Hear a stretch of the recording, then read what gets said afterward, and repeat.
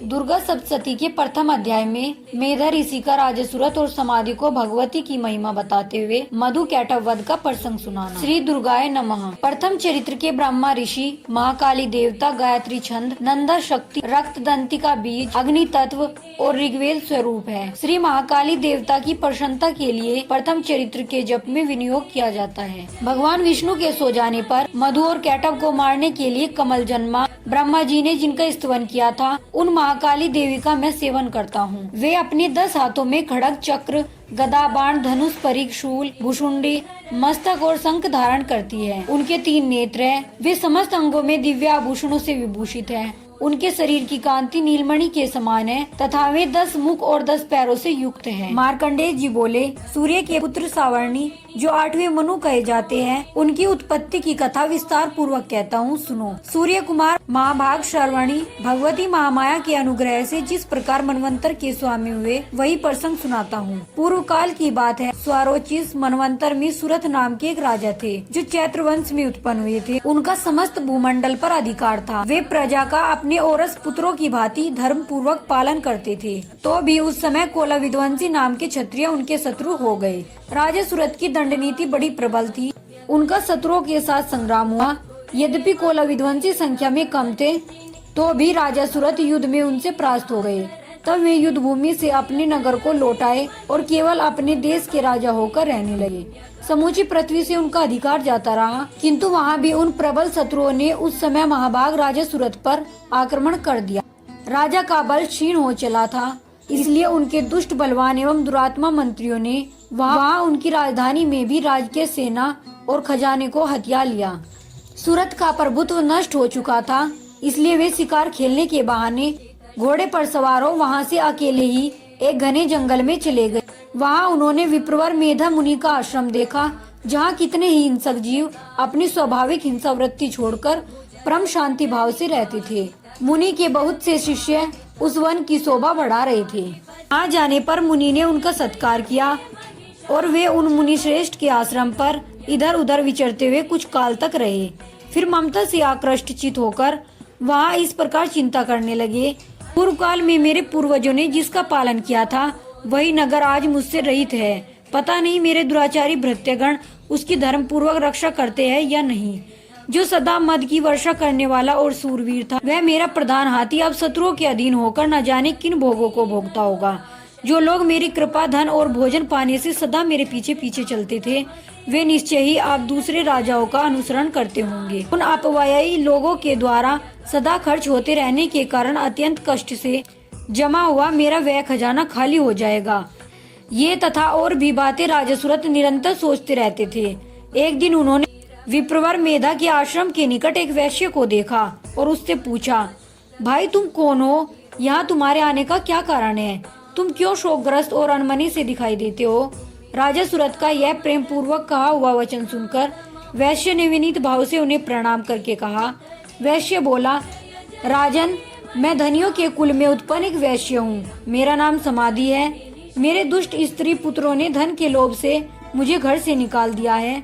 मैं इस समय धन, स्त्री और पुत्रों से वंचित हूँ। मेरे विश्वसनीय बंधुओं ने मेरा ही धन लेकर मुझे दूर कर दिया है, इसलिए दुखी होकर मैं वन में चला आया हूँ। यहाँ रहकर मैं इस बात को नहीं जानता कि मेरे पुत्रों की, स्त्री की और स्वजनों की कुशल है या नहीं। इस समय वे घर में कुशल से रहते हैं अथवा उन्हें कोई कष्ट है। वे मेरे पुत्र कैसे हैं? क्या वे सदाचारी अथवा दुराचारी हो गए? राजा ने पूछा, जिन लोभी स्त्री पुत्र आदि ने धन के कारण तुम्हें घर से निकाल दिया, उनके प्रति तुम्हारे चित्त में इतना स्नेह का बंधन क्यों है? वैश्य बोला, आप मेरे विषय में जैसी बातें कहते हैं वह सब ठीक है, किंतु क्या करूं, मेरा मन निष्ठुरता नहीं धारण करता।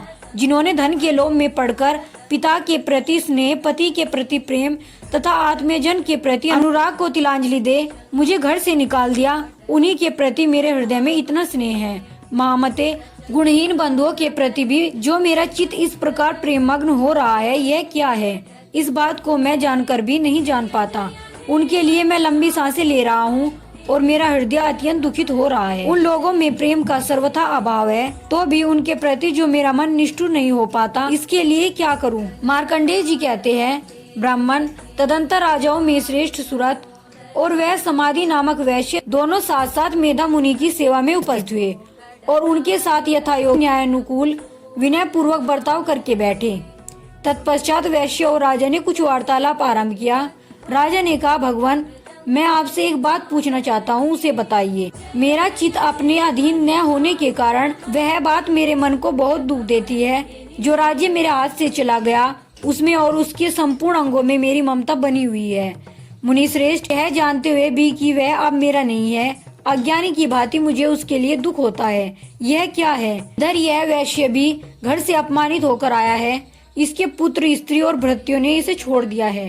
स्वजनों ने भी इसका परित्याग कर दिया है, तो भी यह उनके प्रति अत्यंत हार्दिक स्नेह रखता है। इस प्रकार यह तथा मैं दोनों ही बहुत दुखी है। जिसमें प्रत्यक्ष दोष देखा गया है, उस विषय के लिए भी हमारे मन में ममता जनित आकर्षण पैदा हो रहा है। माँ भाग, हम दोनों समझदार हैं, तो भी हमें जो मोह पैदा हुआ है, यह क्या है? विवेक शून्य पुरुष की भांति मुझ में और इसमें भी यह मूर्ता प्रत्यक्ष दिखाई देती है। ऋषि बोले, महाभाग, विषय मार्ग का ज्ञान सब जीवों को है। इसी प्रकार विषय भी सबके लिए अलग अलग है। कुछ प्राणी दिन में नहीं देखते, दूसरे रात में ही नहीं देखते, तथा कुछ जीव ऐसे हैं जो दिन और रात्रि में भी बराबर ही देखते हैं। यह ठीक है कि मनुष्य समझदार होते हैं, किंतु केवल वे ही ऐसे नहीं होते। पशु, पक्षी और मृग आदि सभी प्राणी समझदार होते हैं। मनुष्यों की समझ भी वैसी ही होती है जैसी उन मृग और पक्षियों की होती है, तथा जैसी मनुष्यों की होती है वैसी ही उन मृग, पक्षी आदि की होती है। यह तथा अन्य बातें भी प्राय दोनों में समान ही है। समझ होने पर भी इन पक्षियों को तो देखो, ये स्वयं भूख से पीड़ित होते हुए भी मोहवश बच्चों की चोंच में कितने चाव से अन्न के दाने डाल रहे हैं। नरश्रेष्ठ, क्या तुम नहीं देखते कि ये मनुष्य समझदार होते हुए भी लोभवश अपने किए हुए उपकार का बदला पाने के लिए पुत्रों की अभिलाषा करते हैं। यद्यपि उन सब में समझ की कमी नहीं है, तथापि वे संसार की स्थिति, जन्म मरण की परंपरा बनाए रखने वाले भगवती महामाया के प्रभाव द्वारा ममता में भंवर से युक्त मोह के गहरे गर्त में गिराए गए हैं। इसलिए इसमें आश्चर्य नहीं करना चाहिए। ईश्वर भगवान विष्णु की योग निद्रा रूपा जो भगवती महामाया है, उन्हीं से यह जगत मोहित हो रहा है। वे भगवती महामाया ज्ञानियों के चित्त को भी बलपूर्वक खींचकर मोह में डाल देती है। वे ही इस संपूर्ण चराचर जगत की सृष्टि करती है, तथा वे ही प्रसन्न होने पर मनुष्यों को मुक्ति के लिए वरदान देती है। वे ही पराविद्या, संसार बंधन और मोक्ष की हेतुभूत सनातनी देवी तथा पूर्ण ईश्वरों की भी अधीश्वरी है। राजा ने पूछा, भगवान, जिन्हें आप महामाया कहते हैं, वे देवी कौन है? ब्राह्मण, उनका आविर्भाव कैसे हुआ तथा उनके चरित्र कौन कौन है? ब्रह्मवेत्ताओं में श्रेष्ठ महर्षि, उन देवी का जैसा प्रभाव हो, जैसा स्वरूप हो और जिस प्रकार प्रादुर्भाव हुआ हो, वह सब मैं आपके मुख से सुनना चाहता हूँ। ऋषि बोले, राजन, वास्तव में तो वे देवी नित्य स्वरूपा ही है।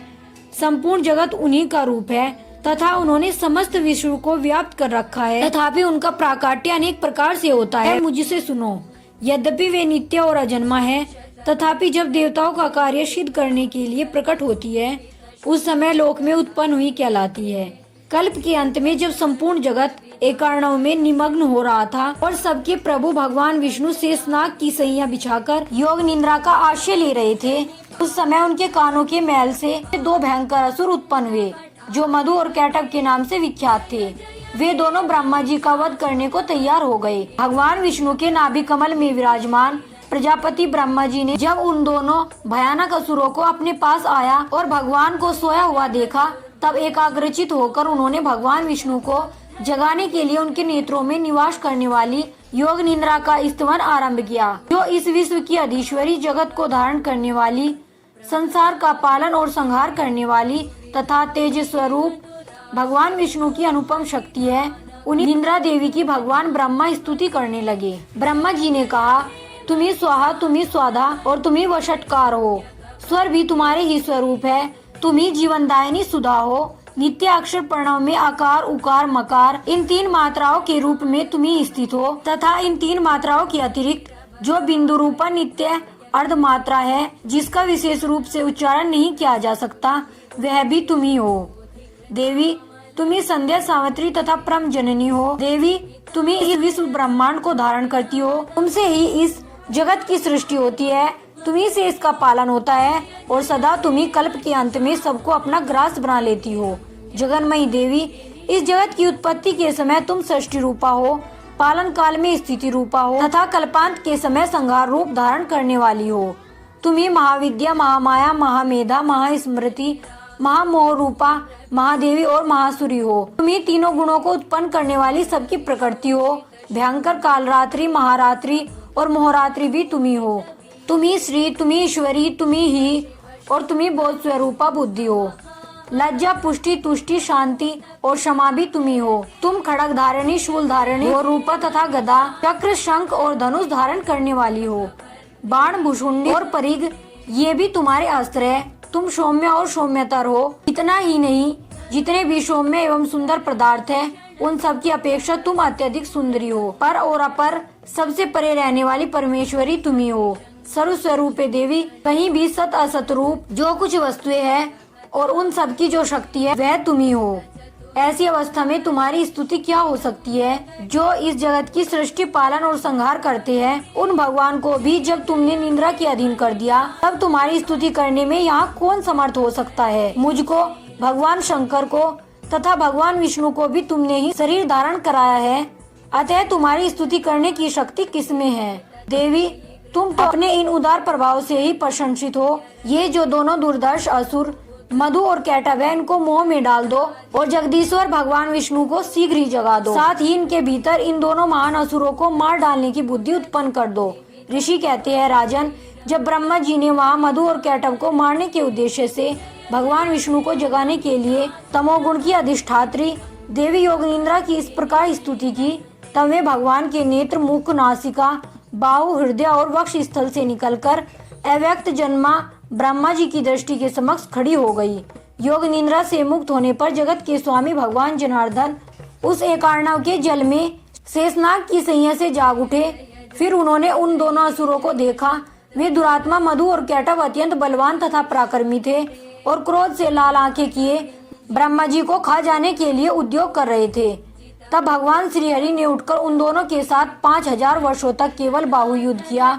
वे दोनों भी अत्यंत बल के कारण उन्मत्त हो रहे थे। इधर महामाया ने भी उन्हें मोह में डाल रखा था, इसलिए वे भगवान विष्णु से कहने लगे, हम तुम्हारी वीरता से संतुष्ट हैं, तुम हम लोगों से कोई वर मांगो।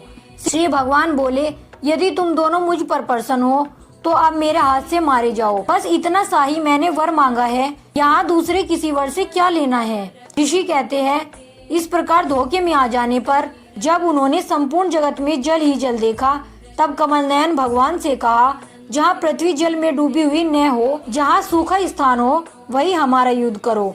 ऋषि कहते हैं, तब तथास्तु कहकर शंख, चक्र और गदा धारण करने वाले भगवान ने उन दोनों के मस्तक अपनी जांघ पर रखकर चक्र से काट डाले। इस प्रकार ये देवी महामाया ब्रह्मा जी की स्तुति करने पर स्वयं प्रकट हुई थी। अब पुनः तुमसे उनके प्रभाव का वर्णन करता हूँ, सुनो। इस प्रकार श्री मार्कंडेय पुराण में सार्वजनिक मनवंतर की कथा के अंतर्गत देवी महात्म्य में मधु कैटव वध नामक पहला अध्याय पूरा हुआ। जय माता दी।